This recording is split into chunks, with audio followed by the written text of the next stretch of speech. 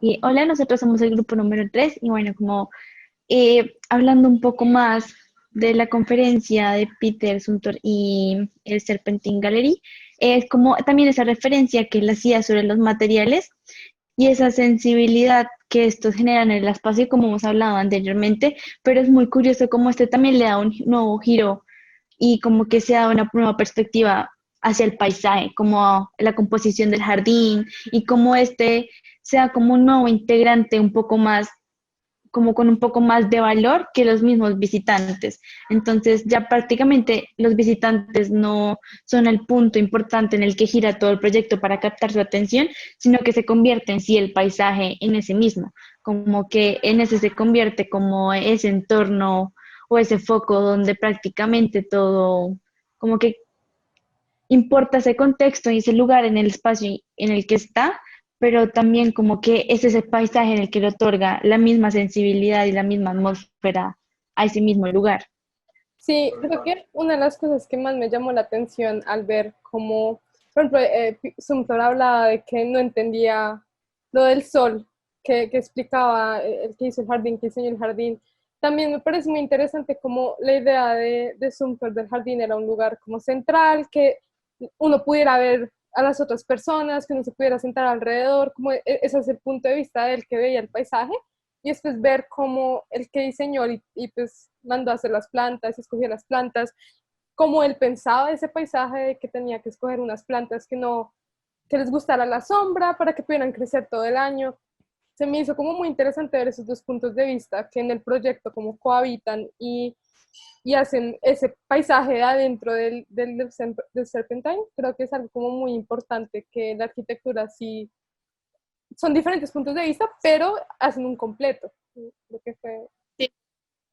de acuerdo. Además, teniendo en cuenta como la arquitectura del Serpentine Gallery, que normalmente pues son estos pabellones que se hacen anualmente, es una arquitectura más que todo como sugestiva y la mayoría de estos pabellones están activados desde las prácticas de las personas que lo visitan. Entonces, precisamente me parece importante que o sea, las plantas que están adecuadas para el jardín, pues no los veo como visitantes porque hacen parte pues de la arquitectura, pero sí creo que es importante como tenerlas en cuenta porque este jardín más o menos hace que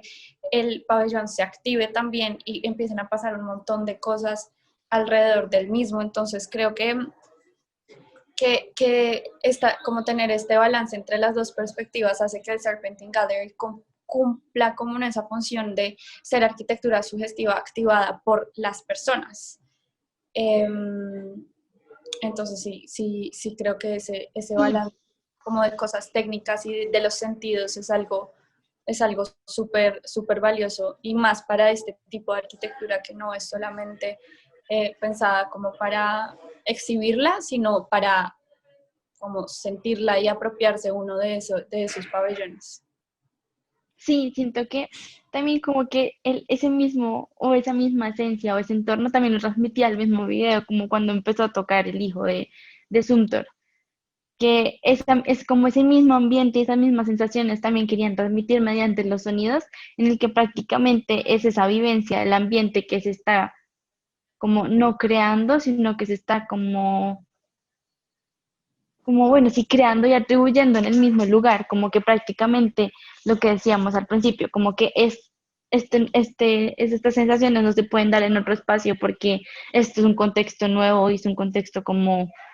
diferente y que todo lo compone a vivir y que las mismas transiciones de ver las personas pasar enfrente de uno, escuchando y viendo el viento, cómo mueve, como ese mismo paisaje, esas mismas plantas, es como muy interesante y ver cómo prácticamente siento que son como esas dos realidades donde una cuando pues el mismo pabellón, cuando uno entra, como que se ve ese pasillo oscuro y luego se abre a ese paisaje en el que prácticamente hace como referencia como un mundo nuevo como que están creando ahí mismo. Sí, cuando él habla sobre lo que tú estás hablando del pasillo, la transición de la afuera a un santuario que es ese jardín que hay Sí, adentro, Sí, creo que